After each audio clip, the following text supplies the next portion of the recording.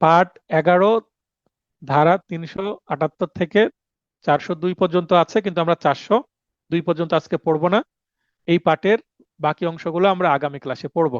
378 থেকে 462 পর্যন্ত সপ্তদশ অধ্যায়, মানে 17 অধ্যায়। 17 অধ্যায়ের বিষয়বস্তু কি? সম্পত্তির বিরুদ্ধে অপরাধ। আমি যে বিন্যাস 2 প্রথম দিকে পেনাল কোডের ওই যে ছক করে দিয়েছিলাম, সেখানে দেখবেন যে সপ্তদশ অধ্যায়ের আবার বাম পাশে নিচের দিকে বক্স করে এখানে বেশ কিছু অপরাধ, চুরি, বলপূর্বক আদায়, দস্যুতা, ডাকাতি, আত্মসাৎ, অপরাধমূলক বিশ্বাসভঙ্গ, হ্যাঁ, এই ধরনের অনেক অপরাধের লিস্ট করা আছে। তো সেগুলোই শুরু হচ্ছে। আর এটা হচ্ছে সম্পত্তি বিরুদ্ধে অপরাধ। এতক্ষণ আমরা জানলাম মানব শরীরের বিরুদ্ধে অপরাধ, অফেন্সেস এগেনস্ট প্রপার্টি। পেনাল কোডের যতগুলো অপরাধ আছে তার মধ্যে এই 16 এবং 17 অধ্যায়ের বেশি মামলা হয়, মানে এই জায়গা থেকে বেশি মামলা হয়। সপ্তদশ অধ্যায়ের আমরা প্রথম যে স্ল্যাব, সেখানে আছে হচ্ছে 378 থেকে 402, চুরি, বলপূর্বক আদায়, দস্যুতা ও ডাকাতি। ইংরেজি হচ্ছে থেফট। চুরির আরেকটি ইংরেজি কি বলেন কামরুজ্জামান ভাই? এখানে চুরি ইংরেজি বলছে থেফট। Sir stolen sir. হ্যাঁ, স্টল। স্টল হচ্ছে পাস্ট চুরি। প্রেজেন্ট ফর্ম, আর স্টলেন হচ্ছে পাস্ট পার্টিসিপল ফর্ম। জি হ্যাঁ, স্যার। তো থেফট, থেফট থেকে কিন্তু থিপ, মানে যে চুরি করে তাকে থিপ বলা হয়, তাই না? জি ঠিক। তো এখানে চোর। থেফট থেকে থিফট, তাহলে থেফট এবং স্টল দুইটা হচ্ছে সিনোনিম। আইনে যে শব্দটা ব্যবহার করবে সেটাকে আমাদের মনে রাখতে হবে। ঠিক আছে, বানিয়ে শব্দ ব্যবহার করা যাবে না, বিশেষ করে কোথায়? রিটেন পরীক্ষার জন্য। রিটেন পরীক্ষায় থেফট আসলে আপনি চুরি লিখে ব্র্যাকেটে স্টল লিখে দিলে ভুল হতে পারে, মানে সঠিক আচ্ছা। টার্ম না লেখার কারণে। জি। Extortion, robbery and dacoity. তাহলে এখানে বলপূর্বক আদায় বলছে এক্সটর্শন। এক্সটর্শনকে সাধারণভাবে বুঝতে হলে আপনি লিখতে পারেন চাঁদাবাজি। যেটাই চাঁদাবাজি সেটাই এক্সটর্শন। আর রবারি মানে দস্যুতা, ডাকাতি ইংরেজি হচ্ছে ড্যাকৈটি। তো আমরা আজকে একটা শুধু জানবো চুরি। তো চুরি নিয়ে জানতে গেলে আমাদের আজকে অনেক সময় লেগে যাবে, তাই আমি জাস্ট আজকে স্যার, একটা জিনিস জানবো। বলেন। স্যার ওই ছিনতাই শব্দটাও কি স্যার এক্সটর্শনের সাথে যায়? ছিনতাই। ছিনতাই, ছিনতাই বলে পেনাল কোডে কোনো অপরাধ নাই। ছিনতাই নাম দিয়ে পেনাল আচ্ছা। কোডে কোনো অপরাধ নাই। ছিনতাইয়ের ইংরেজি স্নেচিং। ছিনতাইয়ের ইংরেজি কি? স্ন্যাচিং। স্ন্যাচ করে নিয়ে যাওয়া মানে দ্রুত আচ্ছা, নিয়ে চলে মানে এটা যাওয়া। যাবে কার সাথে স্যার? মানে এটা যাবে কি এ- এক্সটর্শনের সাথে, না রবারের সাথে, বা আসছে, কিসের সাথে যাবে? ওটা আসছে, ওটা আচ্ছা আসছে। আচ্ছা উদাহরণ, আচ্ছা আচ্ছা। উদাহরণ দিব। ছিনতাইয়ের উদাহরণ দেবো, আপনারাই বলবেন। ওটা বলে দিলে মজা নষ্ট আচ্ছা হয়ে ঠিক যাবে। আছে। আচ্ছা আচ্ছা আপনারাই ঠিক আছে। বলবেন। জি স্যার। আপনারাই বলবেন যে এটা কি হবে। এর মধ্যেই যাবে, এই কয়টার মধ্যেই যাবে। আচ্ছা, যদি কোনো ব্যক্তি কোনো অস্থাবর সম্পত্তি, তাহলে একটা পয়েন্ট, যদি কোনো ব্যক্তি, তাহলে ব্যক্তি থাকবে। অস্থাবর সম্পত্তি কোনো ব্যক্তির দখল হতে তার সম্মতি ব্যতীত, সম্মতি আর ইচ্ছা একটু আগে আমি শিখালাম, ওই সম্মতি এখানে ব্যবহার হবে। জি। সম্মতিটা আমাদের বারবার আসবে ঘুরে ফিরে। অসাধুভাবে গ্রহণের অভিপ্রায়ে স্থানান্তর করে। চুরির হওয়ার যে শর্ত সেটা হচ্ছে পাঁচটি। পাঁচটি কাজ হলে সেটাকে চুরি বলা হবে। কি কি কাজ? কোনো ব্যক্তির অস্থাবর সম্পত্তি, মানে সম্পত্তিটা হবে অস্থাবর বা মুভেবল প্রপার্টি, যেটাকে এক জায়গা থেকে আরেক জায়গায় সরিয়ে নেওয়া যায়, সরানো যায়, হস্তান্তর করা যায় বা স্থানান্তর করা যায়। কোনো ব্যক্তির দখল হতে মানে সম্পত্তিটা অন্যের দখলে থাকবে, অন্য ব্যক্তির কাছে থাকবে, মালিকের বিনা সম্মতিতে। মালিকের বলতে এখানে যার দখলে আছে তার, অথবা প্রকৃত মালিকের হতে পারে। অসাধুভাবে গ্রহণের অভিপ্রায় মানে সেটা নিয়ে নিবে, এবং এই নিয়ে নেওয়াটার কোনো যৌক্তিক কারণ নাই। যেমন আমি একটা প্রোডাক্ট নিলাম একটা দোকান থেকে, তার বিনিময়ে টাকা দিতে পারি, তার মানে আমি ক্রয় করে নিলাম।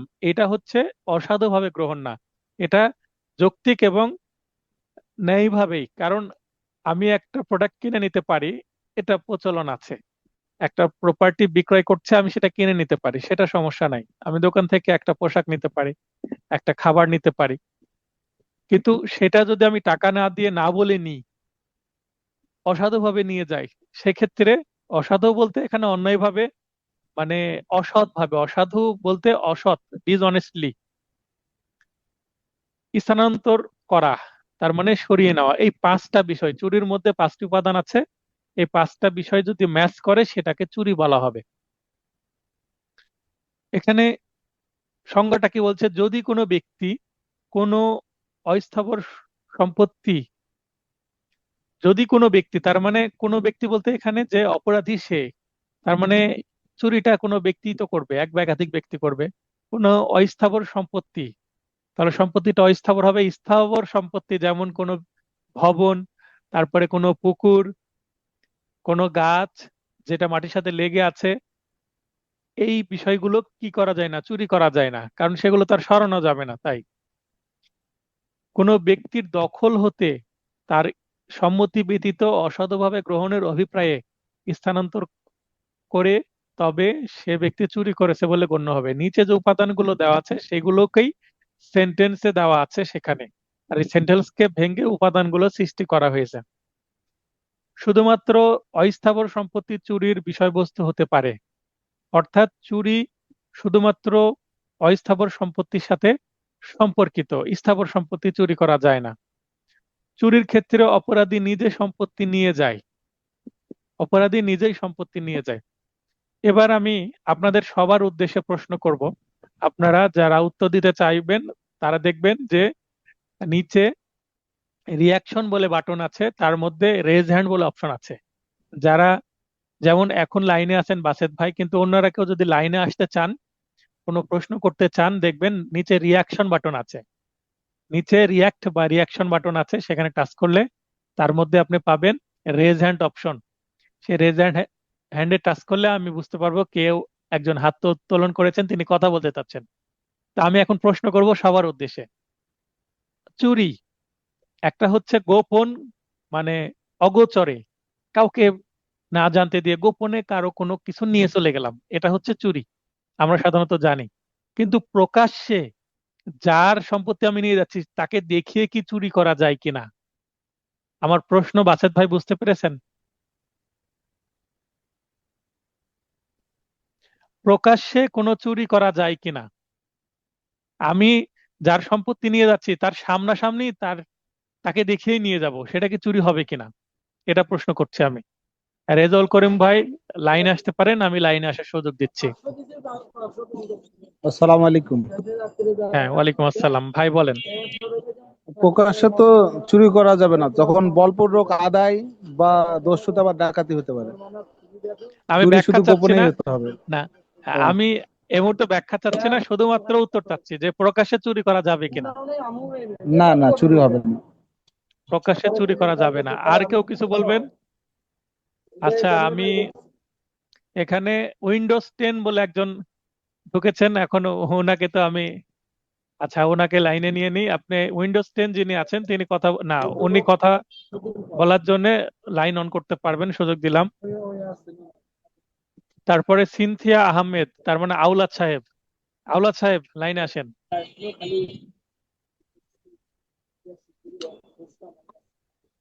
সিনথিয়া আহমেদ নামে যিনি আছেন, ওনাকে লাইন আসার সুযোগ দিয়েছে। স্যার আসসালামু আলাইকুম স্যার। হ্যাঁ, আওলাদ সাহেব কথা বলেন। স্যার আসসালামু আলাইকুম স্যার।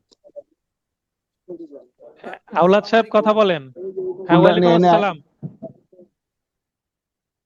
স্যার হ্যাঁ চুরি তো বলেন। স্যার, স্যার চুরি তো সাধারণত সম্মতিতে মানে সম্মতি ছাড়া হয়, সম্মতিতে তো হয় না, কাজে আমি গোপনেই করতে সহমত। হয়। হ্যাঁ, আমি বলছি প্রকাশ্যে চুরি করা যাবে কিনা। মনে করেন আপনার হাতে একটা মোবাইল ফোন আছে, জি স্যার। আপনার হাতে একটা মোবাইল ফোন আছে, হ্যাঁ আপনি জার- যা মানে জার্নি করছেন বাসে অথবা ট্রেনে, আপনার হাত থেকে একজন মোবাইল ফোনটা নিয়ে চলে গেল, এবং আপনি দেখতে পেলেন যে আমার হাত থেকে একজন ব্যক্তি মোবাইল ফোনটা নিয়ে গেল, তার চেহারাও দেখতে পেলেন, এটা কি চুরি বলা যাবে কিনা? হ্যাঁ স্যার, এটা তো এক্সপ্রেশন হয়ে গেল স্যার, চিন্তায়ের মতো অনেকটা। হ্যাঁ, এই যে ছিনতাই যে শব্দটা আসলো, এই জি ছিনতাই স্যার। শব্দ পেনাল কোডে নাই। হ্যাঁ, ছিনতাই বলে কোনো অপরাধ পেনাল কোডে নাই, তাহলে ছিনতাইটা অন্য নামে পেনাল কোডের মধ্যে আছে, তাই তো? ছিনতাই জি করা তো স্যার। অবশ্যই অপরাধ, পেনাল কোডে সেটা অপরাধ। আছে কিন্তু অন্য নামে আছে। তো হ্যাঁ আপনি আরেকটা উদাহরণ দিই, এখানে একজন মহিলাকে নিয়ে নিই। আচ্ছা, রুনু ফাপু আবার লাইন আসবেন। জি স্যার। হ্যাঁ, মনে করেন আপনি রাস্তায় দাঁড়িয়ে আছেন, উদাহরণ দিচ্ছি, কল্পনা করবেন, সতর্ক থাকবেন জি যেন এই ঘটনা না ঘটে, আমি উদাহরণ দিই। মনে করেন রাস্তায় দাঁড়িয়ে আছেন, আহ, মহিলাদের এরকম হয় না যে গলায় স্বর্ণের কোনো কিছু আছে, চেন আছে, বা হাতে ফোন আছে, বা একটা ভ্যানিটি ব্যাগ আছে, সাইড ব্যাগ জি আছে। তো এই যেটাকে ছিনতাই আমরা বলি। দুইজন জি মোটরসাইকেল করে আসলো, একজন পিছনে বসে আছে, মহিলার গলার চেনটা টান দিয়ে নিয়ে চলে গেল। জি এটাকে আমরা সাধারণত ছিনতাই, যে আমার চেন জি ছিনতাই করে নিয়ে চলে গেছে, তাই না? জি তো এটাকে চুরি বলা যাবে কিনা? স্যার, যেহেতু প্যানেল কোর্টে হচ্ছে যে আহ, চুরি নিয়ে আলোচনা হচ্ছে, সেই ক্ষেত্রে আমরা এটাকে চুরি বলতে পারি না, ছিনতাই বলা যাবে, কিন্তু প্যানেল কোর্টে তো ছিনতাই এটা নাই, অপরাধটা হুম, নাই। কিন্তু এটা যদি আমরা হুম, চুরির ক্ষেত্রে বিবেচনা করি, সেই ক্ষেত্রে তো এটা চুরি হবে না, কারণ চুরি তখনই হবে, মানে আমি যদি ব্যাখ্যা না করি স্যার, এটা চুরি হবে না। চুরি হবে না। না। তাহলে কি হবে আপনার দৃষ্টিতে? এটা ছিনতাই, ছিনতাই তো পেনাল করে নাই, অন্য কিছু তো হ্যাঁ, হবে। ছিনতাই অন্য কিছু। এটা হচ্ছে যে কি বলবো স্যার, বুঝতে পারছি না। আচ্ছা, এবার এবার দুইটা ঘটনা, আওলাদ সাহেব এবং রুনফা খাতুন, আপনারা চিন্তা জি করবেন। আপনাকে একটা ঘটনা বললাম, আওলাদ সাহেবকে আরেকটা ঘটনা বলেছে। এই দুইটা ঘটনা আমরা এই চুরির যে পাঁচটা উপাদান এটার সাথে ম্যাচ করানোর চেষ্টা করছি। মনে করেন হ্যাঁ স্যার, এখানে একটা কোনো একটা হচ্ছে আ- ম্যাচ আম- করবে। আম- হ্যাঁ, আমি শেষ করি। কোনো স্থাবর সম্পত্তি, গলার চেন জি হোক আর হাতের মোবাইল ফোন হোক বা ভ্যানিটি ব্যাগ হোক, জি সেটা তো অস্থাবর সম্পত্তি, তাই তো? জি জি জি জি স্যার। স্যার। আচ্ছা, তাহলে এক নাম্বার ডান। এটা হ্যাঁ এক নম্বরের সাথে ম্যাচ করে। দুই নম্বর হচ্ছে কোনো ব্যক্তির দখল হতে, তার মানে মোবাইল ফোনটা রনুফা আপু অথবা আওলাদ সাহেবের কাছে ছিল, জি স্যার। স্যার। জি তার দখল থেকে চোর নিয়ে চলে গেছে। দুই নম্বর ম্যাচ হ্যাঁ করে কিনা? জি পরে স্যার। স্যার। ম্যাচ করে। তিন নম্বর পয়েন্ট, মালিকের বিনা সম্মতিতে, সম্মতি মানে আমি ইচ্ছাকৃতভাবে দিয়ে দিলাম। মনে করেন জি আপনার গলায় মালাটা আপনার মেয়েকে আপনি গিফট করে দিলেন, সেটা তো ভিন্ন জিনিস, তাই জি না? কিন্তু আপনি চেন যদি জোর করে ছিনিয়ে নেওয়া যায়, এটা তো আপনার, আপনি তো মালিক জি ওই স্বর্ণের চেনের, তা আপনার বিনা অনুমতিতেই তো নিয়ে গেল, জি তাই স্যার। না? তাহলে তিন নম্বর ম্যাচ। ম্যাচ জি আওলাদ করে। সাহেব, আপনার মোবাইল ফোন তো আপনার অনুমতি ছাড়াই নিল, তাই না? জি স্যার, এটা অনুমতি ছাড়াই নিচ্ছে স্যার। আচ্ছা, 4 নম্বর, অসাধুভাবে গ্রহণের অভিপ্রায়ে। আচ্ছা, ওই মোবাইল ফোন হোক আর স্বর্ণের চেন হোক, সে কি আবার ফেরত দিবে নাকি? না আপনাকে কি স্যার। না স্যার। ইচ্ছাকৃতভাবে এসে আবার ফেরত দিবে? সে তো সাধু ব্যক্তি না, সে তো সৎ ব্যক্তি না। সৎ হলে তো হয়তোবা ফেরত দিয়ে যেত, অসৎ জি হলে নিয়ে যাবে, নিয়ে যা কোথাও বিক্রি করে সে হয়তোবা সেই টাকা দিয়ে কোনো কাজ করবে। তার মানে 4 নম্বরও ম্যাচ করে কিনা? জি স্যার। 5 নম্বর এবার দেখি, স্থানান্তর। স্থানান্তর বলতে একটা বস্তু এক জায়গায় ছিল, এখান থেকে আরেক জায়গায় নিয়ে যাওয়া, এটাকে আরেকটা জি ট্রান্সফার বা স্থানান্তর বলে। তো মোবাইল ফোন ছিল হচ্ছে আওলাদ সাহেবের হাতে বা মানি ব্যাগে বা পকেটে, সেখান থেকে এখন চোরের হাতে। আর অনুফাফুর গলার চেনটা গলা থেকে চলে গেছে চোরের হাতে। 5টা পয়েন্ট ম্যাচ করে কিনা আচ্ছা। বলেন? স্যার চুরি, হ্যাঁ জি তাহলে আজ থেকে জেনে রাখান যে চুরি সেটা প্রকাশ্যে হতে পারে, গোপনেও হতে পারে। জি আপনি স্যার। চোরের চেহারাও দেখতে পারেন, আবার নাও দেখতে পারেন। ঠিক আছে? Thank you. তা আমরা ঠিক আছে। আমরা কমন সেন্স অনুসারে জানতাম যে চুরি মানে সবসময় গোপনেই হবে। আমরা গোপনে হবে। সিনেমা নাটকে দেখে দেখে অভ্যাস, বিশেষ করে চঞ্চল চৌধুরীর নাটকে দেখি, তাই না? জি স্যার। রাত্রে তেল মাখিয়ে চুরি করতে যায়, তো গোপনে, কারণ ধরা পড়ে গেলে তো খবর আছে। তাহলে আমরা পেনাল কোড অনুসারে চুরিটা প্রকাশ্য হতে পারে, যেটাকে আমরা চিন্তায় বলছি, এটা আসলে কি? চুরি। জোর করে, মানে মোটরসাইকেলে করে এসে দ্রুত নিয়ে চলে যাচ্ছে, এটা ডেফিনেটলি কি একটা চুরি হবে। ঠিক আছে? জি স্যার। স্যার, জি। হ্যাঁ এটার সাথে মানে আমাদের যে 5টি শর্ত কিংবা উপাদান আছে, এটার সাথে হুম। রিসেন্টলি আমি গত মাসে ঢাকায় ছিলাম একটা প্রোগ্রামে।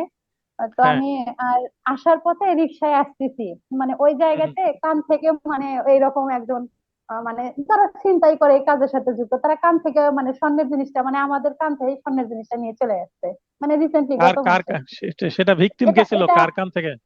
এটা হচ্ছে যে মানে আমার এক কলিগ, আমরা দুইজনে একই রিক্সায় তো আসতেছিলাম। দেখেন, তো আমার দেখেন, কলিগের আপনার কান উদাহরণ থেকে দিলাম, পড়ছে। আপনার কলিগের সাথে হয়ে গেছে এই ঘটনা।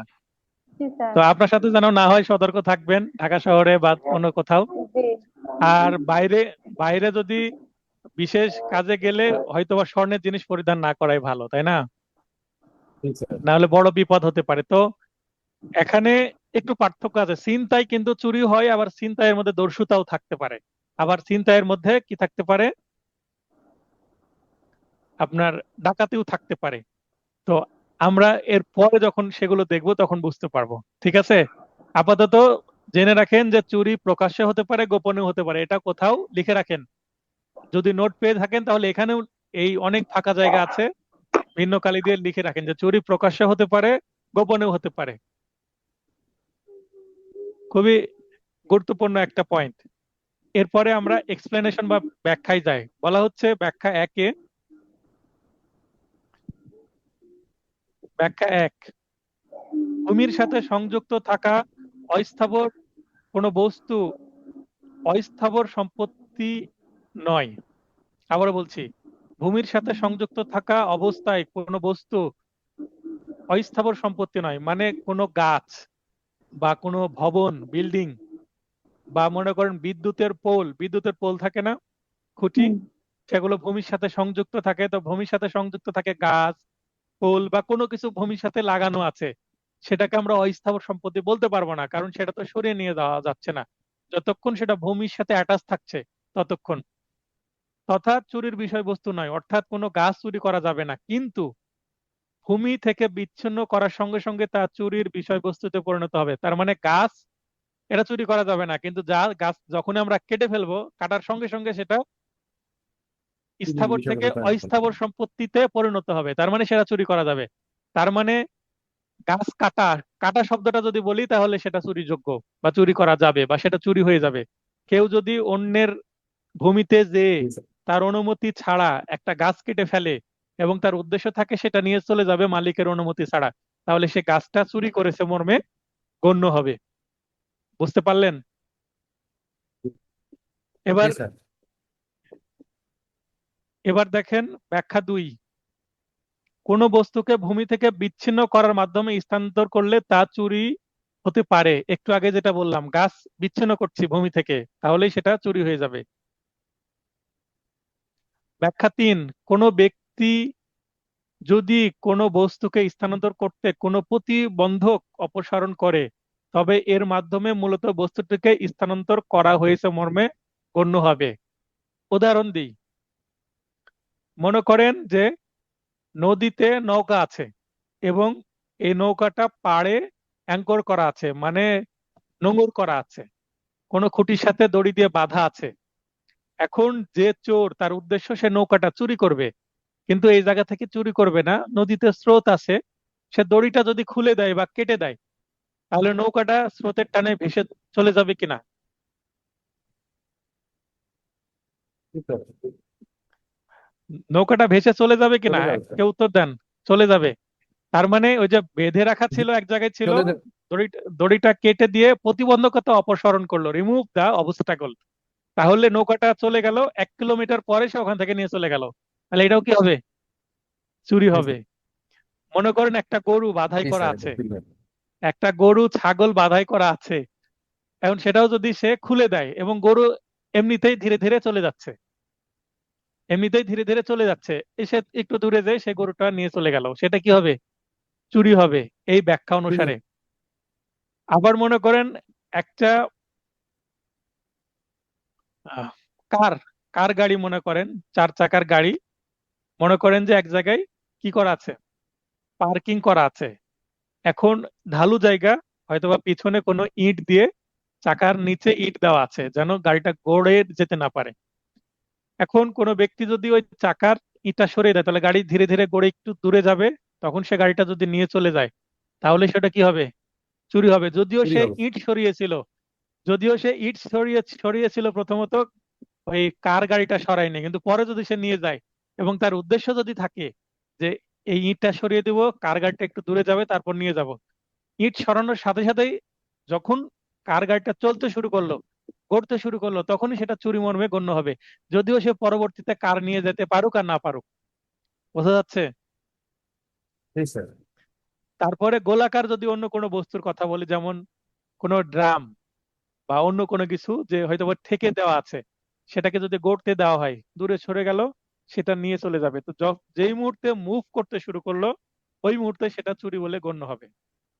মনে করেন যে একটা ছাগল রাস্তায় ঘাস খেয়ে বেড়াচ্ছে, রাস্তার পাশে কোনো ভূমিতে। এখন এই ছাগলকে পাতার লোভ দেখে একটু দূর থেকে যদি পাতা দেখানো হয়, বিশেষ করে কাঁঠালের পাতা খেতে পছন্দ করে, এখন ওই কাঁঠালের পাতার লোভে যদি ছাগলটা তার পিছু পিছু চলতে শুরু করে, যদিও চোর যদি দাবি করে আমি তো তার গায়ে হাত দিইনি, ছাগলটা ধরে নিয়ে যাইনি বা তার দড়ি ধরে টানি নাই, আমার কাছে পাতা ছিল, আমার পাতা দেখে সে নিজে নিজে আমার পিছু পিছু চলে আসছে, তো তার যদি উদ্দেশ্য থাকে যে হ্যাঁ, আমার পিছু পিছু তা ইন্টেনশনালি ইচ্ছাকৃত ভাবে যদি এই কাজটি করে, তাহলে এই যে যতক্ষণ ছাগল, যে মুহূর্তে ছাগল তার দিকে চলতে শুরু করলো, ওই মুহূর্তে সেটা চুরি বলে গণ্য হবে, যদিও ছাগলের গায়ে টাচই করেনি। তাহলে বুঝতে পারছেন বিষয়গুলো? জি স্যার, জি জি। ব্যাখ্যা 4, কোনো ব্যক্তি যদি কোনো বস্তুকে স্থানান্তর করতে কোনো জন্তুকে গতিশীল করে, তবে এর মাধ্যমে মূলত বস্তুটিকে স্থানান্তর করা হয়েছে মর্মে গণ্য হবে। মনে করেন আগের সময়ে গরুর গাড়ি, তারপরে ঘোড়ার গাড়ি, গাধার গাড়ি, এই ধরনের গাড়িতে করে মূল্যবান পণ্য সামগ্রী বহন করা হতো। এখন মনে করেন এক জায়গায় দাঁড়িয়ে আছে কোনো ঘোড়ার গাড়ি বা কোনো গরুর গাড়ি, বা একদিকে চলাফেরা করছে, একদিকে যাচ্ছে, কোনো কারণে যদি সেখানে যে ব্যক্তিটা বসে আছে সে যদি হয়তো বা একটু পিছনে আছে, বা তার পিছু পিছু গাড়িটা যাচ্ছে, বা হয়তো বা এরকম থাকতে পারে যে ঘোড়া বা গরু বা হয়তো বা স্লেজ গাড়ি থাকে, যেটা কুকুর চালিত গাড়ি, যেটাই হোক, কোনো জন্তু চালিত কোনো যদি গাড়ি, এই গাড়ির গতিপথ যদি একদিকে আছে অন্যদিকে যদি সরিয়ে দেয়, এবং তার উদ্দেশ্য থাকে যে এটা রাস্তা দিয়ে যাচ্ছে, আমি জঙ্গলের দিকে দিয়ে দিলাম এটা গাড়িটাকে, যখন জঙ্গলের দিকে চলে যাবে নির্জন জায়গায়, তখন এর ভিতরে যে জিনিসপত্রগুলো আছে গাড়িতে সেগুলো আমি নিয়ে নিব, এরকমের যদি ইন্টেনশন বা ইচ্ছা থাকে, তাহলে এটাও কি হবে? চুরি হবে।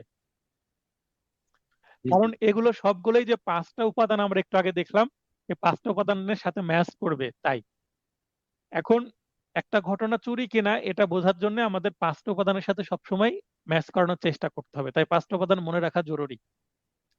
ব্যাখ্যা 5, চুরির সংজ্ঞায় উল্লেখিত সম্মতি প্রকাশ্য বা অনুমিত হতে পারে, কিংবা উক্ত সম্মতি বস্তুটির দখলকারী বা সম্মতি প্রদানে অধিকারী কোনো প্রকাশ্য বা অনুমিত কর্তৃপক্ষ কর্তৃক প্রদত্ত হতে পারে। তা আমরা এই যে অনুমতি দেওয়া বা সম্মতি দেওয়া, ইংরেজি হচ্ছে কনসেন্ট, রাজি আছে কিনা, তো এইটা যে মালিক বা যার দখলে আছে সে প্রকাশ্যও দিতে পারে, আবার কি প্রকাশ্য ছাড়াও দিতে পারে। যেমন মনে করেন আমার বন্ধু যদি আমার কাছে আসে, সে বলল যে দোস্ত তোমার এই বইটা একটু আমি পড়ার জন্য নিয়ে যাব, এখন আমার দিকে তাকালো, আমি তাকে হ্যাঁ না কিছুই বললাম না, সে হয়তোবা বললো যে বন্ধু মানুষ, বই হয়তোবা দিতে চেয়েছে, সে তুলে নিয়ে চলে গেল, তাহলে এটাকে কি বন্ধু বন্ধুর বই চুরি করে নিয়ে গেছে এটা বলা যাবে? কে লাইনে আছেন? যাবে না তো? রেসপন্স করেন। বলা যাবে না, বন্ধু বন্ধুর বই নিয়ে গেছে, হয়তোবা মনে করেছে যে হ্যাঁ, হ্যাঁ এটা বলা যাবে না। যে নিয়ে গেছে, আবার দিয়ে দিবে, কারণ নিয়ে নেওয়ার তো ইচ্ছা নাই। না স্যার, আবার মনে করেন কিছু বলছেন। না স্যার, এটা তো নিয়ে যাওয়া যাবে না, এটা কারণ বন্ধু তো, হ্যাঁ, বন্ধুর বই তো বন্ধুর বই বন্ধু বন্ধু নিতে পারে। পড়তে পড়তে নিয়ে গেছে, সে তো বলছে যে আমি কিছুদিন পরে দিয়ে দিব, তাহলে আমি হ্যাঁ প্রকাশ্য অনুমতি দিলাম না? আমি যদি সরাসরি বলি না দেব না, তাহলে সেটা অনুমতি না, কিন্তু আমি মুখে কিছুই বললাম না। আবার একটা কথা আছে না যে নীরবতাই সম্মতির লক্ষণ, সে ধরে নিতে পারে যে হ্যাঁ হ্যাঁ বন্ধু আমাকে দিয়ে দিল, ব্যস্ততার কারণে হয়তো বা মুখে কথা বলতে পারেনি, হয়তো বা ইশারা করলো ঠিক আছে নিয়ে যাও, তো হ্যাঁ স্যার, এরকম এটাই হতে ধরে পারে। নিবা। হ্যাঁ, আর একটা উদাহরণ দিই, মনে করেন আমার হাতে একটা মোবাইল ফোন, এটা কোনো কারণে যদি নষ্ট হয়ে যায়, তাহলে আমাকে টেকনিশিয়ানের কাছে দিতে হবে। টেকনিশিয়ানের কাছে দিলাম, টেকনিশিয়ান বললো ঠিক আছে স্যার, 1 ঘন্টা বা 2 ঘন্টার মধ্যে ঠিক হয়ে যাবে, আপনার কাজ থাকলে সেরে আসেন। এখন এই যে 2 ঘন্টা এই মোবাইল ফোনটা একজনের কাছে দিলাম আমি, তাহলে এই মোবাইল ফোনটার মালিককে আমি, আর যে টেকনিশিয়ান বা মেরামতকারীর কাছে দিলাম সে হচ্ছে তখন এই মোবাইল ফোনটার দখলকারী হবে, তার মানে পজেশন তার কাছে হবে। তাহলে মালিক বা ওনারশিপ আমার, মোবাইল ফোন এখন যার কাছে আছে, ওই যে মেকারের কাছে আছে, যে টেকনিশিয়ান তার কাছে আছে, সে হচ্ছে এটা দখলকারী বা পজেসর। তাহলে ওনারশিপ বা মালিকানা আর দখলকারী বা প্রজেসর, এই দুইটা পার্থক্য বুঝতে পারলেন? জি স্যার, বুঝতে পারবো না। হ্যাঁ, তো এখন যদি ওই মোবাইল ফোনটা ওই দোকান থেকে, যে দোকান আমি মেরামত করতে দিচ্ছি সেখান থেকে যদি চুরি হয়ে যায়, তো এখানে তো আমার অনুমতি নেওয়ার এখানে বিষয় না, অনুমতি কার নিতে হবে? ওই দোকানে যে দায়িত্বে আছে, দোকান কারণ তার দখলে আছে, এখন ওই মোবাইল ফোনটা সেখান থেকে নিতে হলে তার অনুমতি ছাড়া যদি নেয়, যেহেতু দোকানে আছে, দোকানদারের বা ওই টেকনিশিয়ানের অনুমতি ছাড়া নিয়ে গেলে সেটা চুরি হয়ে যাবে, তাই না? জি স্যার, কারণ তাই। মোবাইল ফোনের মালিক আমি হলেও মোবাইল ফোনের অবস্থান কোথায় এখন? দোকানে। তাই দোকানদার এখন টেম্পোরারি একটা মালিকের কাজ করছে, কারণ এটার হেফাজতকারী এখন সে। কারণ আমার মোবাইল ফোনটা আমি তার জিম্মায় দিলাম, সেটা সে এখন যত্ন করে রাখবে, সেরে আমাকে দিয়ে দিবে। আর সেখান থেকে হারিয়ে গেলে তো আমি তার থেকে ঠিকই আদায় করে নিব, যে আমার মোবাইল ফোন তোমার কাছ থেকে হারিয়েছে, চুরি হয়েছে, এবার তুমি দাও। তাই নয় কি? জি স্যার, তাই। হ্যাঁ, গাড়িতে দিতে এখন বাধ্য সেটাই। তাহলে এখানে কার দখলে আছে এটাও কিন্তু একটা ব্যাপার। এখন এখানে একটা স্যার। প্রশ্ন করি, নিজের সম্পত্তি নিজে চুরি করা যায় কিনা? একটু আগে একটা প্রশ্ন করেছিলাম প্রকাশ্যে চুরি করা যায় কিনা, এখন প্রশ্ন করছি নিজের সম্পত্তি নিজে চুরি করা যায় কিনা। মানে মালিক তার অস্থাবর সম্পত্তি চুরি করতে পারে কিনা। মনে করেন আপনার একটা মোবাইল ফোন আছে, আপনার মোবাইল ফোন আপনি চুরি করতে পারবেন কিনা? হ্যাঁ স্যার, এটা কিভাবে হবে স্যার? আমার ফোন আমি রেজিস্ট্রি করবো কিভাবে? আচ্ছা, মনে করেন এই যে আমি এই মোবাইল ফোনটা সারতে দিলাম দোকানে, এখন এই মোবাইল ফোনটা বললো যে ঠিক আছে, এটা সারতে 1,000 টাকা লাগবে, আপনি 1,000 টাকা দিয়ে এই 2 ঘন্টা পরে নিয়ে যান। এখন আমি 2 ঘন্টা পরে দোকানে গেলাম, দোকানে যেয়ে দেখছি যে খুব ব্যস্ত আছে দোকানদার, এবং আমার মোবাইল ফোনটা সারা হয়ে গেছে, রেখে দিয়েছে, একটা উপরে রেখে দিয়েছে।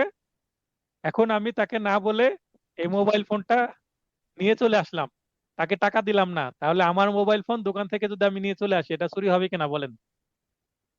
জি স্যার, তাহলে তো চুরি হবেই, কারণ তার এটা চুরি হবে, পারিশ্রমিক আমি। কারণ আমি আমার মোবাইল ফোনটা বৈধভাবে তাকে দিলাম, তার কাছে যে গেল সে তো আর চুরি করেনি দোকানদার। কিন্তু আমি না, যখন টাকা না দিয়ে, তার জিম্মায় আছে মোবাইল ফোন, তার দখলে আছে, সেখান থেকে যদি আমার মোবাইল ফোনটা আমি নিয়ে চলে আসি, তাও এটা চুরি হবে।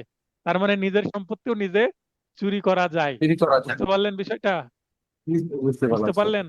হ্যাঁ। তাহলে এই জি চুরি স্যার। বিষয়টা কিন্তু অনেক প্যাঁচানো, চুরি বিষয়টা অনেক প্যাঁচানো। এখানে অসংখ্য উদাহরণ আছে, এই উদাহরণগুলো আপনাদেরকে পড়তে হবে, ইংলিশ বাংলা উভয় দেওয়া আছে, উদাহরণগুলো পড়ে নেবেন, আমি কয়েকটা পড়ে দিচ্ছি। দেখেন, জেড এর সম্মতি ছাড়া, মানে তার ইচ্ছা নাই, না বলে তার দখল হতে অসাধুভাবে নিয়ে যাওয়ার উদ্দেশ্যে জেড এর জমিতে এ একটি গাছ কাটে। তাহলে জেড এর সম্মতি নাই এবং তার জমিতে গাছ কেটে ফেলেছে, নিয়ে যাবে। এই ক্ষেত্রে জমি হতে গাছটিকে বিচ্ছিন্ন করার সঙ্গে সঙ্গে এ চুরি সংগঠন করেছে, তার মানে এটা চুরি হবে, গাছ কেটে ফেলেছে তাই। আর গাছ যদি কাটার আগ পর্যন্ত সেটা চুরি হবে না। বোঝা গেল? জি স্যার, বোঝা গেল। এ পকেটে কুকুরের জন্য একটি টোপ বা খাবার রাখে, মনে করেন পকেটে একটা বিস্কিট আছে, এর ফলে জেড এর কুকুর তাকে অনুসরণ করতে শুরু করলো। এখন একটা দামি কুকুর, কিছু কুকুর আছে না যে রাস্তার কুকুর না, সেগুলো মানুষ পোষে, দামি কুকুর, 20,000, 30,000, 1 লাখ, 2 লাখ টাকা দামেরও কুকুর আছে। তো একজনের কুকুর মনে করেন বিস্কিট দেখালো, এখন ওই বিস্কিটের লোভে কুকুরটা তার পিছনে পিছনে চলতে শুরু করলো। যে মুহূর্তে চলতে শুরু করলো, সেই মুহূর্তে সেটা চুরি হয়ে গেছে, এটা ধরে নিতে হবে। এটাই আছে, একটু আগে আমরা ব্যাখ্যায় দেখলাম না এগুলো, ব্যাখ্যা অলরেডি আপনাদের বলে দিয়েছি আমি। যদি জেড এর সম্মতি ছাড়া তার দখল হতে অসাধুভাবে নিয়ে যাওয়ার বা যাবার অভিপ্রায়ে, অভিপ্রায় মানে ইচ্ছায়, ইন্টেনশনে এটি করে, মানে ওই যে খাবার দেখে কুকুরকে পিছনে পিছনে আসতে দিল, তবে কুকুরটি তাকে অনুসরণ করা শুরুর সঙ্গে সঙ্গে এ চুরি সংগঠন করেছে মর্মে গণ্য হবে। অর্থাৎ কুকুর যেই মুহূর্তে তার পিছনে পিছনে যাচ্ছে, জাস্ট আমি একটু বিস্কুট দেখালাম, আমার পিছনে পিছনে আসতে শুরু করলো, ওই মুহূর্তে এটা চুরি। ওই কুকুর নিয়ে পালিয়ে যাওয়ার দরকার হবে না, যখনই চলতে শুরু করলো ওই মুহূর্তে চুরি হয়ে গেছে। বুঝতে পেরেছেন? জি স্যার, বুঝতে পেরেছি এখন স্যার। যদি ইচ্ছাকৃত ভাবে না করে, যে আমি বুঝতে পারিনি যে আমার পিছনে পিছনে কুকুর আসছে, তখন সেটা চুরি হবে না। কিন্তু যদি মামলা হয়ে যায়, মামলা থেকে তখন তাকে প্রমাণ করতে হবে যে আমার ইচ্ছা ছিল না চুরির। এ একটি সম্পদের বাক্স বহনকারী একটি ষাঁড় দেখতে পায়, সম্পদ গ্রহণের অসাধু অভিপ্রায়ে এ ষাঁড়টিকে একটি নির্দিষ্ট দিকে পরিচালনা করে। ষাঁড়টি যে মুহূর্তে ভিন্ন দিকে চলতে শুরু করলো, ওই মুহূর্তে চুরি হয়ে গেছে। বুঝতে পেরেছেন? এই ধরনের উদাহরণগুলো দেখতে হবে। স্থানান্তর হয়ে গেল আর কি স্যার। হ্যাঁ, দেখেন চুরির উদাহরণগুলো, ইলাস্ট্রেশন গুলো এ রাজপথে, রাজপথে মানে মেন রোডে, হাইওয়েতে। এখানে ইংরেজিতে করেছে হচ্ছে হাই রোড। আমরা হাইওয়ে বা মেন রোড, বা আমরা ছোটবেলা এটা বলতাম বিশ্ব রোড। বিশ্ব রোড কেন বলতাম জানি না, বড় রোড মেন রোডকে বিশ্ব রোড, হাই রোডকে বলা হতো। আচ্ছা, এ রাজপথে, এটাকে রাজপথ বলা হয়, রাজারা হয়তো বা চলাফেরা করতো, একটি আংটি কুড়িয়ে পায় যা কারো দখলে ছিল না। এখন আংটিটা কুড়িয়ে পেলে কার আংটি সেটা তো আর জানা যাচ্ছে না, এই কারণে কারো দখলে ছিল না। কার আংটি এটা জানা গেলেও যেহেতু কারো দখলে নেই, এটা হারিয়ে গেছে কারো থেকে, সেক্ষেত্রে দখলচ্যুত হয়ে গেছে, তাই এটা কি দৈবভাবে পাওয়া। এই আংটিটি গ্রহণের ফলে চুরি সংগঠিত করেনি, কিন্তু সে অপরাধমূলক সম্পত্তি আত্মসাৎ, বা আরেকটা শব্দ আছে তশরুপ, এটাকে ইংরেজিতে বলে criminal misappropriation of property. Criminal misappropriation, তো মিস অ্যাপ্রিপিয়েশন বলতে হচ্ছে আত্মসাৎ বা তশরুপ। তো যদি কারো দখল থেকে নেওয়া হয়, কারো বাড়ি থেকে নেওয়া হয়, কারো গাছ থেকে নেওয়া হয়, মনে করেন যে আমার জমিতে একটা গাছ আছে, এই গাছ থেকে কেউ যদি আম পেড়ে নেয়, তাহলে এই গাছটা কার? জমির মালিকের। তাহলে গাছে যে আম ধরে আছে সে আমটা নিলে কিন্তু চুরি হবে, আত্মসাৎ হবে না। বুঝতে পারলেন? জি স্যার। এখন যদি গাছের নিচে আম পড়ে থাকে, যদি গাছের নিচে আম পড়ে থাকে, সাধারণত ঝড়ের মধ্যে আম পড়লে মানুষ যে আগে নিবে তার হয়ে যায় না? জি, তাই দেখেছি স্যার ছোট থেকেই। তাই তো এটা এটা হচ্ছে প্রচলন। সেক্ষেত্রে কিন্তু এটা চুরি হবে না, আত্মসাৎ হয়ে যাবে। যদি ওই সেন্সে আমরা চিন্তা করি যে আহ, একটা আম পড়ে আছে জমির নিচে, তো ওই আমটা একজন যদি কুড়িয়ে নিয়ে চলে যায়, একটা নারিকেল পড়ে আছে, একটা তাল পড়ে আছে, নিয়ে যায় একটা ফল, তো সাধারণত আমরা প্রচলিত আছে নিয়ে যায় মানুষ। যদি গাছের নিচে পড়ে থাকে কোনো ফল, মানুষ নিয়ে নেয়। তো এটা কিন্তু আত্মসাতের মধ্যে পড়বে। এবং ধর্মীয় যদি চিন্তা করি, ইসলামের চিন্তাতেও কিন্তু এটা কি হবে? পাপ হবে। অন্যের সম্পত্তি তার থেকে না বলে নেওয়া কিন্তু কি হবে? পাপ হবে। কারণ এটা বান্দার হক আর আল্লাহর হক, দুইটা জিনিস আছে, তো এটা বান্দার হক নষ্ট হবে। বুঝতে পারলেন? জি স্যার। ওমর খায়ের ভাই, কি বলবেন বলেন।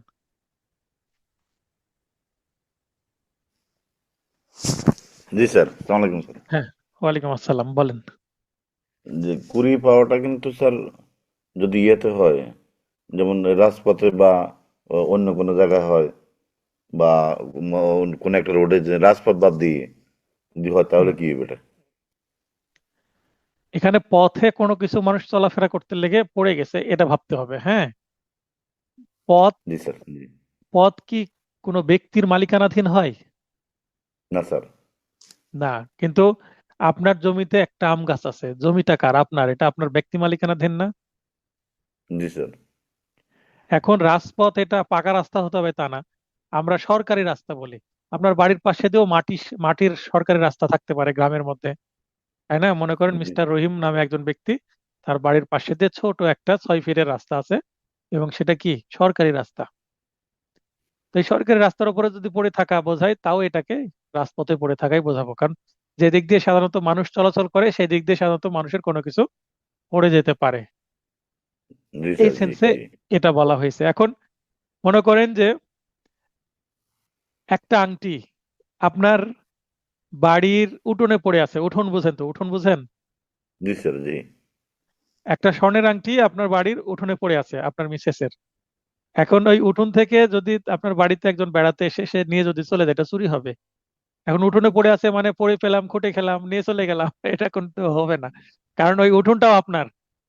জি স্যার, বুঝতে পারলাম? জি আপনার স্যার, বাড়ির জি। ভিতর থেকে নিয়ে যাচ্ছে, তার মানে উঠোনটা আপনার। এখন ওই আপনার বাড়ির সাথে যদি একটা রাস্তা থাকে, সরকারি, মাটির হোক আর পাকা হোক, রাস্তার উপরে যদি পড়ে থাকে, তখন নিয়ে গেলে এটা চুরি হবে না, এটা আত্মসাৎ হবে। সৎভাবে চিন্তা করতে গেলে রাস্তায় পড়ে থাকা জিনিস কেন নিব? নেওয়া যাবে জি না, স্যার। নিলে অপরাধ হবে। কামরুজ্জামান ভাই, ক্লিয়ার?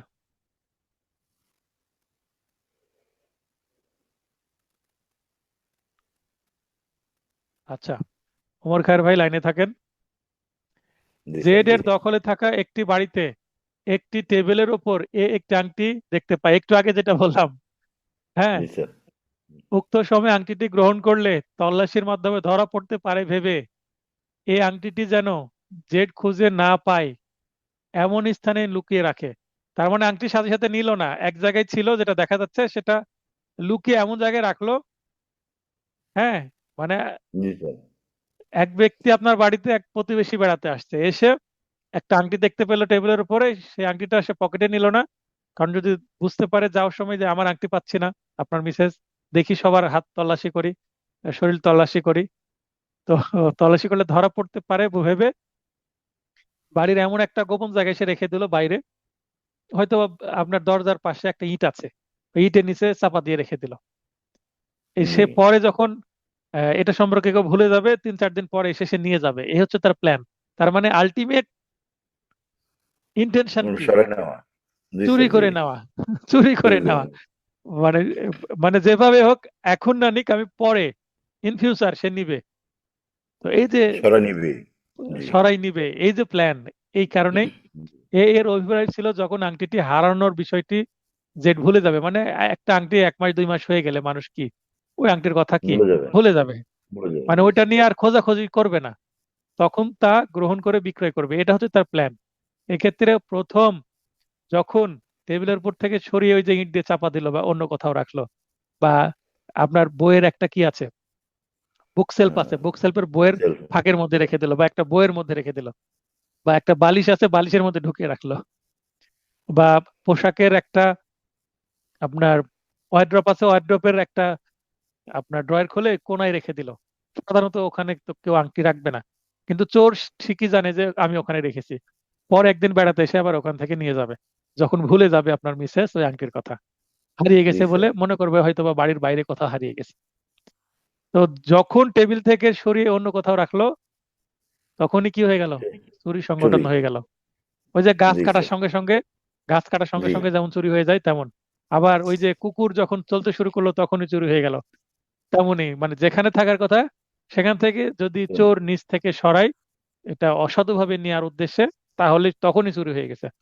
পরে স্থান সেটা নিক পরিবর্তন আর না হলেই। নিক, স্থান পরিবর্তন হলে এবং তার মনের মধ্যে অসাধু উদ্দেশ্য থাকলে, এটা জি স্যার। অস্থাবর সম্পত্তি যদি হয়, এবং এই স্থানান্তর মালিকের অনুমতি ছাড়া যদি হয়, এবং মালিকের দখলে প্রত্যক্ষ বা পরোক্ষ, প্রত্যক্ষ মানে মনে করেন এটা কি, আমার একটা সরাসরি ডায়েরি, বই। হ্যাঁ, ডায়েরি। জি হুম, স্যার।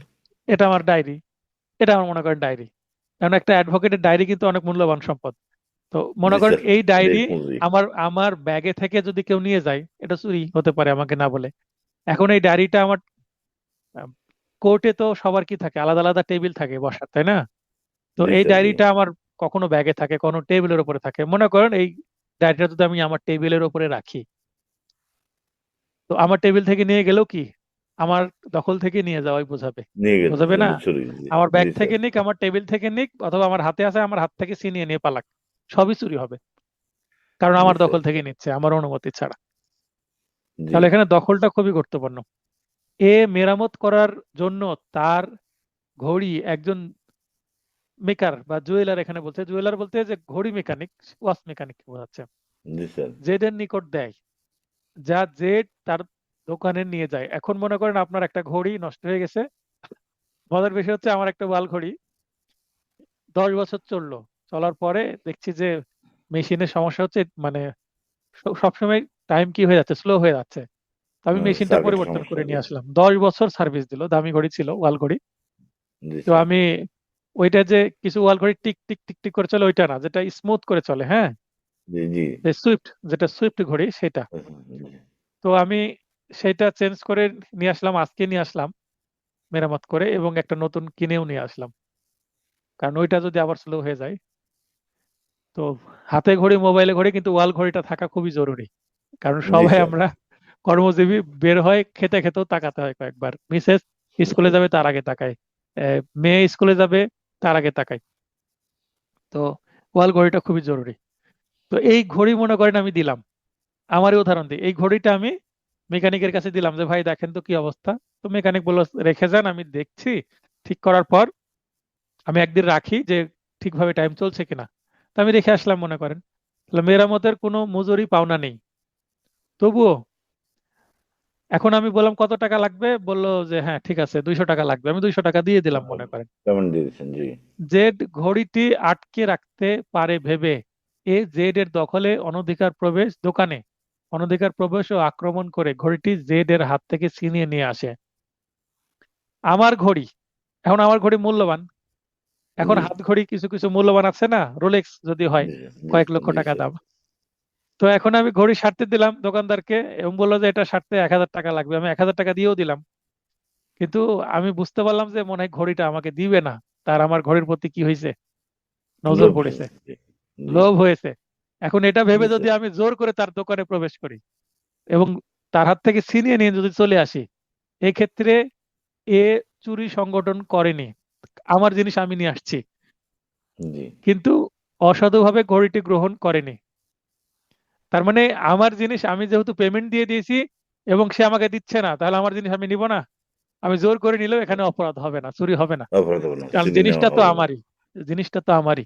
কিন্তু জি স্যার। জি যদি আমি তার পেমেন্ট না দিই, পেমেন্ট না দিয়ে জোর করে মানে তার থেকে কাজ করাই নিলাম, কিন্তু সে 500 টাকা বা 1,000 টাকা যে দাবি করছে, সে টাকা যদি আমি না দিই, না দিয়ে যদি জোর করে নিয়ে চলে আসি, তাহলে কিন্তু এখানে কি হবে, চুরি হয়ে যাবে। সেখানে চুরি হবে। জি স্যার। জি অথবা আমি যদি গোপনে নিয়ে আসি তাকে জানতে না পেরে, কারণ আমার উদ্দেশ্য কি তাকে পেমেন্ট দিব না, সেক্ষেত্রেও কিন্তু চুরি হবে। আর পেমেন্ট দিলে চুরি হবে না, তার মজুরি পাইলে তো পেমেন্ট চুরি দিলে হবে। চুরি হবে না, পেমেন্ট দিয়েছি সে আমাকে ঘড়ি দিবে, এটা স্বাভাবিক, তো আমাকে ঘড়ি দিচ্ছে জি না, স্যার। তাহলে আমি কি ঘড়ি তার কাছে রেখে দিয়ে চলে আসবো? তাহলে আমি না জোর স্যার। করে ঢুকে নিয়ে চলে আসবো। আচ্ছা, যদি ঘড়িটি মেরামতের মজুরি পাওনা থাকে এবং জেড কে তার প্রাপ্য মজুরি হতে বঞ্চিত করার অভিপ্রায়ে, এখন আমি যদি মনে করি তোমাকে আমি আর টাকাও দিব না, আমি জোর করে নিয়ে চলে যাব, তাহলে জেড এর দখল হতে এই ঘড়িটি ছিনিয়ে নেয়, তবে এটি চুরি হবে। তার মানে আমার ঘড়ি আমি মেকারের আমি কাছ নিলে থেকে চুরি হবে।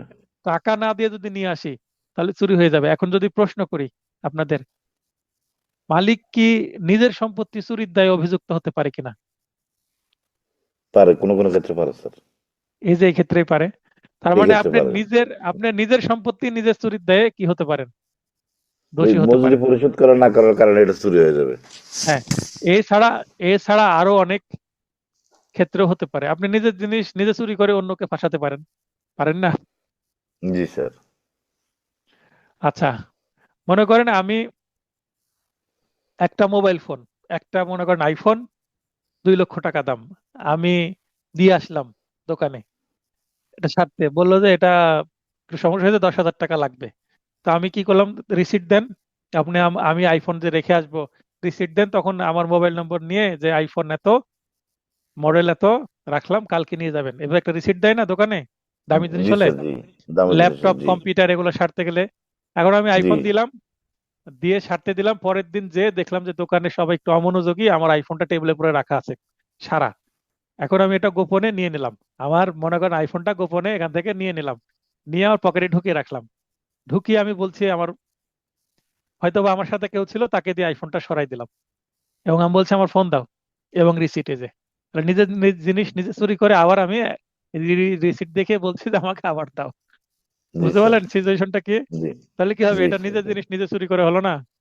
জি স্যার। জি তার মানে এখানে দখল অন্যের ছিল, অন্যের দখলে ছিল, আপনার অন্যের দখলে দখলে এখন ছিল। তো পণ্য দখলে আসলো স্যার। জি যেহেতু অন্যের দখলে ছিল, তখন এই আইফোনটা, যেহেতু যারা মোবাইল মেকার বা আর ওনার রিপেয়ার সম্মতি করেন, ছাড়া নেই। হ্যাঁ, হ্যাঁ, তো ওনার তো এখন শুনতে সম্মতি টেম্পোরারি দেয় নাই। টেম্পোরারি ভাবে এটার দায়িত্ব যেহেতু তার কাছে আছে, ওই দোকানে আছে, আমার কাস্টডিতে নাই, যদিও আমিও প্রকৃত মালিক, কিন্তু বর্তমানে যেহেতু তার দোকানে আছে, সে এটার দখলে আছে এবং সে এটার আপাতত মালিক, তাই না? কারণ তার এই জি জিনিসটা কি করতে হবে, হেফাজত করতে হবে, এটা তার দোকান থেকে হারিয়ে গেলে সে ক্ষতিপূরণ দিবে না আমাকে। অবশ্যই স্যার। জি তার মানে তার দোকানে থাকা মানে তার দখলে আছে এবং আপাতত সেই এটার মালিক, যেহেতু তার দোকানে আছে। তো তার দোকান জি থেকে আমিও যদি নিই, প্রকৃতপক্ষে আমি মালিক, তারপরেও নিজের জিনিস নিজে চুরি করার দায়ে দোষী হয়ে যাবে। তার মানে এটা একটা খুবই টেকনিক্যাল কোশ্চেন, নিজের জি সম্পত্তি স্যার। নিজে চুরি করা যায় কিনা। যায়, যায়। ঘটনা এরকম ঘটতেই পারে। আবার এ যদি ঘড়িটির বিপরীতে জেড এর নিকট হতে রেহেন গ্রহণ করে, রেহেন মানে ঋণ। কিছু ধার করলো বড়, হ্যাঁ, ধার, ঋণ নিল। জি এবং স্যার। জি জেড কে রেহেনের টাকা পরিশোধ ব্যতীত জেড এর বিনা সম্মতিতে জেড এর দখলে হতে এই ঘরটি ছিনিয়ে নেয়, তবু এটা চুরি হবে। তার মানে কোনোভাবে টাকা লেনদেন না করেই, মিটমাট না করে যদি আমি নিয়ে আসি নিজের জিনিস, এখানে দেখেন own property, own property hmm, hmm, জি স্যার। নিলেও সেটা চুরি হবে। এ একটি পণ্য জেড এর মালিকানাধীন ও দখল থাকা অবস্থায় তার বিনা সম্মতিতে, সম্মতিতে বানানটা ঠিক করে নেবেন, এই অভিপ্রায় নিয়ে যায় যে যতক্ষণ না পর্যন্ত জেড তাকে একটি পুরস্কার হিসেবে প্রদান করছে ততক্ষণ পর্যন্ত এটি সে নিজের দখলে রাখবে। মনে করেন আপনার এক বন্ধু আপনার একটা বই, আপনার একটা কলম, বা আপনার একটা চেম্বারের একটা সুন্দর জিনিস পছন্দ হয়েছে, বা আপনার একটা ফোন পছন্দ হয়েছে, তো অথবা একটা ওয়াল ঘড়ি, অথবা একটা ডেস্কে রাখা কোনো শোপিস, হ্যাঁ, আপনার জি বন্ধু আসলো, জি তো বন্ধুর পছন্দ হলো, তো বন্ধু আপনাকে বললো যে দোস্ত বা বন্ধু, এই জিনিসটা আমার পছন্দ, এটা আমাকে গিফট করবে? তো এটা আপনারও খুব প্রিয় জিনিস, বললেন না দোস্ত এটা গিফট করতে পারবো না, এটার পরিবর্তে আমি তোমাকে এই ধরনের জিনিস আর একটা কালেকশন করে দিব। আমি এটা ওই শহর থেকে কিনেছিলাম বা বিদেশ থেকে আনিয়েছিলাম, সম্ভব হলে আমি আরেকটা তোমাকে এনে দিব, কিন্তু আমি এটা দিতে পারবো না, এটা আমার খুব পছন্দের। তখন বন্ধু যেহেতু জি জিনিসটা পছন্দ হয়েছে, গোপনে সে ওটা নিয়ে চলে গেল আপনার সম্মতি ছাড়া, বা অথবা এটা আপনার চুরি। সম্মতিতে নিয়ে গেল যে দোস্ত আমি কিছুদিন ব্যবহার করি তারপর দিয়ে দিব। কারণ নিয়ে যাওয়ার পর বলছে তুমি যদি এটা আমাকে না দাও তোমাকে আমি আর ফেরত দেবো না, এটা আমাকে উপহার হিসেবে দাও, মানে আপনাকে ব্ল্যাকমেল করছে। তাহলে এটা এটাও কি তস্কর হবে? হয়ে ওঠে চুরি। স্যার। তাহলে এটা প্রথম যেদিন নিয়ে চলে গেল সেদিন চুরি হবে না, কিন্তু যেদিন দিতে চাইলো না, মানে অসাধু তার চিন্তা যখন থেকে আসলো, তখন থেকে তখন সেটা থেকে চুরি চুরি। হয়ে যাবে। তাই জি স্যার, জি। চুরি জিনিসটা বুঝতে কত জটিলতা, কত উদাহরণ। অনেক জটিল, অনেক জটিল স্যার। দেখেন, বন্ধুর বিনা সম্মতিতে শুধুমাত্র পড়ার অভিপ্রায়ে তার বই গ্রহণ করলে তা চুরি নয়। মনে করেন আপনার চেম্বার থেকে পেনাল কোডের একটা বই, মোটা বই, সুন্দর বই, আপনার বন্ধু পড়ার জন্য নিয়ে গেল, আপনার সামনে যদি নিয়ে যায় তাও আপনার অনুমতি দিচ্ছেন, মুখে দেন আর না দেন। এখন আপনি নাই, চেম্বারে কেউ নাই, আপনার বন্ধু চেম্বারে প্রবেশ করে বই পড়ছে, প্রায়ই আপনার বন্ধু আপনার চেম্বারে আসে, বই পড়ে, আবার রেখে চলে যায়। তো আজকে ভেবেছে যে আমি বইটা বাসায় নিয়ে যেয়ে পড়বো, যেহেতু বন্ধু মানুষ, বন্ধুর চেম্বার থেকে একটা বই নিয়ে যেতে পারে, পরে হয়তো বা বলবে, তো এটা বন্ধুর জিনিস, বন্ধু নিয়ে যেতেই পারে, তাই না? জি। তো এটা যদি শুধু পড়ার উদ্দেশ্যে নিয়ে যায়, অসৎ উদ্দেশ্য না থাকে রেখে দেওয়ার, তাহলে চুরি হবে না। হবে না, জি স্যার। কোনো ব্যক্তির স্ত্রীর নিকট হতে ব্যক্তিত্বের কোনো সম্পত্তি ভিক্ষা হিসেবে গ্রহণ করলে তা চুরি নয়, এটা আমি আগে বললাম। যে আসলে সেটা জি যদি স্যার। ভিক্ষাই হয় 10-20 টাকা, বা কোনো পোশাক বা কোনো ফুড, এখানে লেখা আছে মানি, ফুড, ক্লথ, এগুলো সাধারণত আমরা দিই, পুরাতন পোশাক দিয়ে দিই, বা নতুন পোশাক জি একটা কিনে এনে রেখেছে সেটা দিয়ে দিল। মনে করেন একজন মসজিদের ইমাম সাহেব এসে বলছে যে আমার নতুন পোশাক নেই, আমি নামাজ পড়াতে পারছে না, স্বামীর একটা পাঞ্জাবি দিয়ে দিল, নতুন হোক, নতুন কিনেছে দিয়ে দিল, হয়তো ভাই বিশ্বাস আছে স্বামীর এটা দিলে কিছু বলবে না, তো এর একটা দান করে দিল, তাহলে এটা ওয়ান কাইন্ড অফ কি, ভিক্ষাই তো, তাই না? জি দান করে দেওয়া, তো এটা, এটাকে বলা হচ্ছে চ্যারিটি, ইংরেজিতে বলছে চ্যারিটি। হ্যাঁ, তো এই চ্যারিটি করলে এখানে যদিও মালিক কিন্তু ওই স্ত্রী না, হাজবেন্ড, কিন্তু হাজবেন্ড তার ওয়াইফকে এই পারমিশন দিয়ে রেখেছে, এই অধিকারটুকু তো আছে স্বামীর ওপর স্ত্রীর, যেটা জি আমি স্যার, অলরেডি বলেছি। অবশ্যই আছে। জি এবং এটার কারণে স্বামী কিছু বলবে না, মানে তার একটা অলিখিত সম্মতি আছে। কোনো ব্যক্তির নিকট, কোনো ব্যক্তির স্ত্রীর নিকট হতে ব্যক্তিটির কোনো মূল্যবান সম্পত্তি যা স্ত্রীটি প্রদানের অধিকারী নয় তা অসাধুভাবে গ্রহণ করলে তা চুরি হবে। এখন স্ত্রীকে এসে বলছি যে আপনার হাজবেন্ডের একটা বই আছে, তো আমি জানি ওই বইটা খুব মূল্যবান, কিন্তু স্ত্রী জানে না যে ওই বইটা আমাকে দিবেন, আমি পড়বো। তো ওই বইটা যদি দেয় তাহলে তো হাজবেন্ড খেপে যাবে, কারণ এটা মূল্যবান জিনিস। জি অথবা অন্য যে কোনো কোনো কিছু যেটা মূল্যবান সেটা যদি দিয়ে দেয়, স্বামী যদি একটু প্রভাবশালী হয়, মানে অর্থ সম্পদশালী হয়, আর স্ত্রী যদি একটু বোকাশোকা হয়, তাহলে ওই স্ত্রীকে বোকা বানিয়ে যদি দিয়ে দেয়, আমরা এই মুহূর্তে মনে পড়ছে আমার কি, আলাদিন এবং প্রদীপ, আশ্চর্য প্রদীপের গল্প মনে পড়ছে। ওই যে প্রদীপ জি দিয়ে দেয় না, পুরাতন প্রদীপ দাও, নতুন প্রদীপ নাও, পুরাতন প্রদীপ দাও, তো পুরাতন প্রদীপ জি দিয়ে দিয়েছিল না, দিয়ে দেওয়ার কারণে পুরো জি রাজ্য স্যার। চলে গেল। তো জি না বুঝে যদি স্ত্রী দিয়ে দেয় তাহলে এই যে ব্যক্তি নিয়ে নিবে, হ্যাঁ, এটা কিন্তু চুরি হয়ে যাবে, তার মানে ওই যে পুরাতন প্রদীপ যে নিয়ে গেল, হ্যাঁ, যে ব্যক্তিটা, এটা কিন্তু সে চুরি করলো। স্ত্রীর সাথে প্রতারণা করলো, তার মানে প্রদীপটা যে নিয়ে গেল এটা কিন্তু চুরি করে নিয়ে গেল। যদি স্ত্রী নিজে থেকে দিয়ে দিল, কিন্তু স্ত্রী দিয়ে দিল এটা যে মূল্য কত না বুঝেই দিল, তাই না? জি, এটাই যে জাদুর প্রদীপ, এটা যদি বুঝতো, কারণ আলাদিন কিন্তু দিত গোপন না। রেখেছিল বিষয়টা, প্রদীপের যে জাদুর বিষয়টা ওই রাজকুমারীর কাছে গোপন রেখেছিল, সে জানলে কি আর দিত? না জেনে না দিয়ে স্যার, দিয়েছে। তার মানে এইটা যে চালাকি করে নিল, হাত থেকে দিয়ে দিল, এটা কি? চুরি করে নিয়ে গেল। চুরি করে নিয়ে গেল। অন্যের সম্পত্তি সরল বিশ্বাসে নিজের মনে করে গ্রহণ করলে তা চুরি হবে না, যেহেতু তা অসৎভাবে গৃহীত হয়নি। মনে করেন আপনি ট্রেনে যাতায়াত করছেন বা বাসে যাতায়াত করছেন, তো আপনার কাছে লাগেজ আছে বা ব্রিফকেস আছে বা ট্রলি আছে, একই ধরনের ট্রলি আপনার পাশের সিটেও আরেকজনের আছে। তা আপনি মানে এক্সচেঞ্জ হয়ে যাওয়ার একটা পসিবিলিটি আছে। তো আপনি নামার সময় ভুল করে আপনারটা না নিয়ে তারটা নিয়ে নিয়েছেন, আর নিয়ে চলে গেলেন, এটা চুরি হবে না, কারণ আপনি তো ভুল করে নিয়ে গেছেন, নিজের মনে করে আরেকজনেরটা নিয়ে গেছেন। বুঝেছেন? জি স্যার, কিন্তু নিয়ে যে যদি আপনি দেখেন যে আপনারটার মধ্যে যা যা আছে এটা থেকে তার থেকে দামি দামি দামি পোশাক আছে, জিনিস আছে যেটা আপনার কাজে লাগবে, তখন যদি আপনি ফেরত দেওয়ার চেষ্টা না করেন তাহলে আবার চুরি হয়ে যাবে সেটা।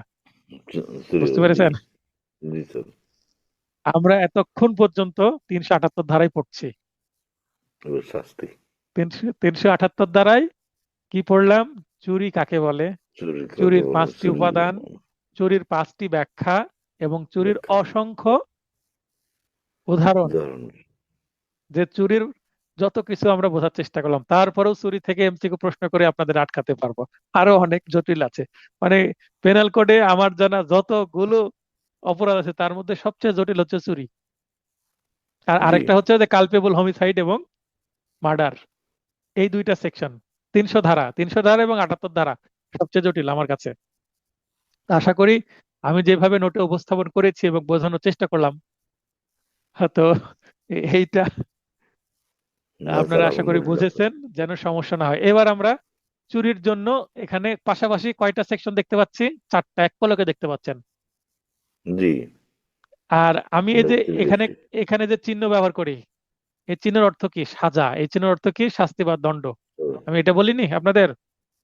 জি স্যার, তো আপনি যখনই দেখছেন যে এই সেকশনের সাথে এইভাবে চিহ্ন দেওয়া আছে, তার মানে কি? এগুলো শাস্তি, যেমন এই যে শাস্তি, শাস্তি, তাই না? শাস্তি। কোথাও যদি শাস্তি নাও লিখে রাখি, ধরে নেবেন এই চিহ্ন আছে মানে কি? শাস্তি। বা এখানে বুঝতে পেরেছি। বছর উল্লেখ করা আছে মানে কি? এটা কারাদণ্ড। এখানে বছর জি উল্লেখ স্যার, করা, এখানে 3 বছর সবই, এখানে কারাদণ্ড কথা নাই, তারপরেও ধরে নিতে হবে এটা কারাদণ্ড। এটা আমার নোটের শাস্তি স্টাইল, নেওয়া এটা তো স্যার। বুঝে গেছেন।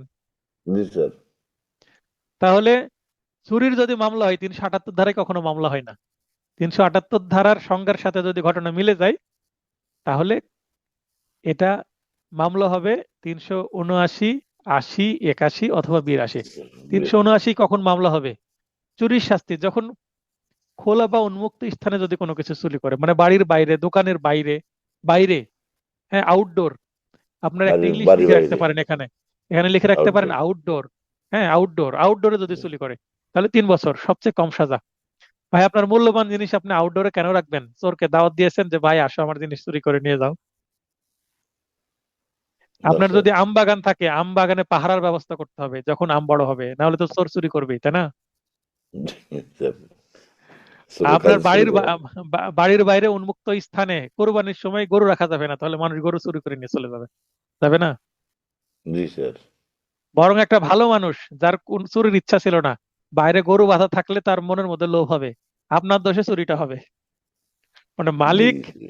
মালিক অসতর্ক হলে চুরির সম্ভাবনা আরো বেড়ে যায়, তাই কিনা? মালিক মালিকের সাবধান হলে অবহেলা চুরি করে কম না। হয়। জি স্যার, মালিকের অবহেলা করে না। অসাবধানতা, অবহেলার কারণে চুরি হয়। তাই যেহেতু জি, মালিকেরও দোষ আছে, উন্মুক্ত জায়গায় চুরি হলে সাজা কম। ভাই আপনার লোভ দিয়েছেন তাই চুরি করেছে, তাই সাজা কম, 3 বছর মাত্র, এভাবে মনে রাখবেন। আচ্ছা, তিনশো থ্যাংক আশি ইউ স্যার। 380 বাসগৃহ, কত বড় সাহস, বাড়ির ভেতরে চুরি করতে ঢুকেছে। বা কোনো তাঁবু, কোনো গুদাম, গোডাউন, জলযান মানে কোনো জাহাজ যেখান দিয়ে জাহাজ। মাল আসছে, এখানে যদি চুরি করে, তাহলে এই জায়গাগুলো সাধারণত আমরা ধরে নেব যে একটু সেফ জায়গা, নিরাপদ জায়গা, এখানে চুরি হবে না। তারপরেও চোরের কত বড় সাহস, এখানে চুরি করতে গেছে, সাহস বেশি, মালিক সতর্ক আছে, তারপরেও তাই একটু সাজা বেশি দিতে হবে, 7 বছর। এবং উপরে দেখেন অর্থদণ্ড, উভয়দণ্ড অথবা, আর এখানে কিন্তু অর্থদণ্ড প্লাস করে দেওয়া হয়েছে, মানে বেশি সাহস তো তাকে কি করতে হবে, অর্থদণ্ড অবশ্যই দিতে হবে। বাড়ির ভিতর ঢোকা একটু সাহস বেশি না, একটু দুর্ধর্ষ হয়ে গেল। জি স্যার। 381, কেরানি, চাকর, কর্তৃক, মালিকের, মালিকের বানানটা ঠিক করে নেবেন, সম্পত্তি চুরি। তার মানে কোনো মালিকের সম্পত্তি তার কর্মচারী যদি চুরি করে, সেটা চাকর বা অন্য কেউ হোক, একজন মালিক তার ম্যানেজার যদি রাখে, বিভিন্ন পদে কর্মচারী থাকতে পারে না, জি একটা মালিকের বিভিন্ন পদে কর্মচারী রাখতে পারে, সবাই তার কি সার্ভেন্ট। হ্যাঁ, তো কোনো অফিসের বসের কোনো কিছু যদি কেউ নিয়ে নেয় তাহলে তার সাজাও 7 বছর। কিন্তু 381 ধারায় মামলা হবে তখন। মনে করেন একজন দোকানের ম্যানেজার, ক্যাশিয়ার, সে চুরি করেছে, একটা ব্যাংকের ক্যাশিয়ার চুরি করেছে, তার নামে 381 ধারায় মামলা করতে হবে। কারণ ওই একজন চাকরে যে থালা বাসন যে চুরির কথা বললাম, হোটেলে থালা চুরি করছে, তো হোটেলে থালা চুরি করলে তার 381 ধারায় মামলা হবে, 379ও না, 80ও না। আচ্ছা, 381 ধারায় কেন মামলা হবে? কারণ সে চাকর এবং তার সাজা একটু বেশি। কারণ ভাই, যে রক্ষক সে যদি ভক্ষক হয়, রক্ষক মানে কি, তার এটা দেখাশোনা করার দায়িত্ব ছিল, সে এটা চুরি করে ফেলেছে, তাহলে তো আরো বিপদ। তাই কি তাকে একটু সাজা বেশি দিতে হবে, 7 বছর, কম দিলে হবে না। বুঝতে পেরেছেন? জি স্যার। কারণ চাকর কর্তৃক চুরি করা সহজ না। এনি টাইম, যেমন আমার বাড়িতে একজন কাজের লোক আছে, একটা মেয়ে, সে ইচ্ছা করলে, এই যে আমার যে এখন ডেস্ক আছে, ডেস্কের উপরে 2টা স্মার্টফোন থাকে, আমার ঘড়ি থাকে, অনেক কিছুই পড়ে থাকে, অনেক সময় মানি ব্যাগও থেকে যায়, সে চাইলে এখান থেকে কোনো কিছু সরাই ফেলতে পারবে। কিন্তু আমি বুঝে ফেলবো যে কোনো কিছু সরিয়েছে। তো যেহেতু বুঝে ফেলবো, এই এই কারণে ভয়ে নাই না, অথবা সে সৎ তাই নাই না, এখন পর্যন্ত আমার বাসায় এসে কোনো কিছু চুরি করেনি। কিন্তু তার পক্ষে চুরি করা সম্ভব, সে যখন কাজ করে আমি ঘুমাই, আমার এই রুম একেবারে ফাঁকাই থাকে, সে চাইলে আমার কম্পিউটার মনিটর সব তুলে নিয়ে চলে যেতে পারবে, কিন্তু সেই সুযোগটা নিচ্ছে না। বুঝতে পেরেছেন? জি আচ্ছা, এরপরে 382, কিন্তু সে চুরি করে কি পার পেয়ে যাবে? সে তো চুরি না করে স্যার। পার পেয়ে যাবে না, অ্যাডভোকেটের বাড়িতে চুরি করলে তার তো অবস্থা খারাপ হয়ে যাবে। আরো বেশি খারাপ অবস্থা। খুব যে নয় শুরু হয়ে গেল। না স্যার না।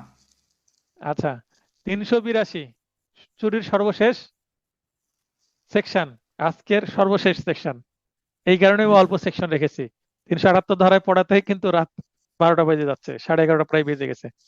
চুরিকালে মৃত্যু ঘটানো বা আঘাত দান বা ভয় দেখানোর পূর্ব প্রস্তুতি সহ চুরি, এটা আবার কি? এই ধারায় যদি অপরাধ হয়, 382 ধারায়, সেক্ষেত্রে কে চুরি করছে সেটা ব্যাপার নাই, সে চুরির প্রিপারেশনটা কেমন সেটা দেখতে হবে। সেখানে সর্বোচ্চ সাজা 10 বছর। আচ্ছা, 382 ধারা বোঝার জন্য উদাহরণ আছে, পেনাল কোডে উদাহরণের ব্যবস্থা করে দিয়েছে, যেন বুঝতে সমস্যা না হয়। জেড এর দখলে থাকা সম্পত্তি এ চুরি করেছে, চুরি সংগঠনকালে জেড যদি বাধা প্রদান করে তবে তাকে আঘাত করার অভিপ্রায়ে এড তার পকেটে একটি গুলি ভরা পিস্তল লুকিয়ে রাখে, এ অত্র ধারার অপরাধ করেছে। মনে করেন চোর চোর চুরি করতে যাচ্ছে আরেকজনের বাড়িতে, কিন্তু পকেটের মধ্যে কিল রেখেছে, পিস্তল রেখেছে।